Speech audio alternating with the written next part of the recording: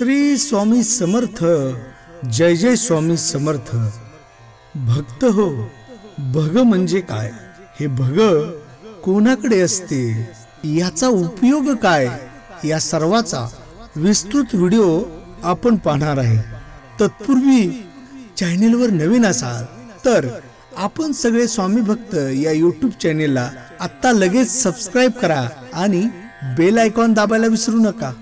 भक्त हो, डॉक्टर सतीश सूर्यवंशी यांच्या मधुर स्वरात ऐकूया परमार्थाचे स्वामी बोल.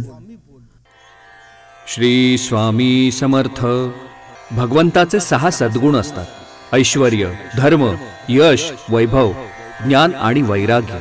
हे ते 6 सद्गुण आहेत. यांनाच भग म्हणतात. हे भग ईश्वराकडे असतात म्हणून तो भगवंत. स्वामी महाराज हे साक्षात भगवंतच. पण हे सद्गुण म्हणजे तरी काय? 1. सुख, समाधान, शांती आणि आनंद हे ऐश्वर्य. 2. नीती, न्याय आणि कृपा हा धर्म. 3. सर्वत्र सर्व काळ कार्याची सिद्धी हे यश. 4. निरंतराची ऐहिक व पारलौकिक अनुकूलता हे वैभव. 5. निजारूपाची स्पष्ट व नित्य जाणीव हे ज्ञान. 6. हे सर्व असूनही निरपेक्ष, निस्वार्थ आणि निरलस राहणे हे वैराग्य. या 6 गुणविशेषांचा पाया असणे याला अधिष्ठान म्हणतात. त्यावरच सत्कार्याची उभारणी होते. हे अधिष्ठान देणारा भगवंत असतो. पूर्वजन्मामध्ये कर्मेही संचित असतात.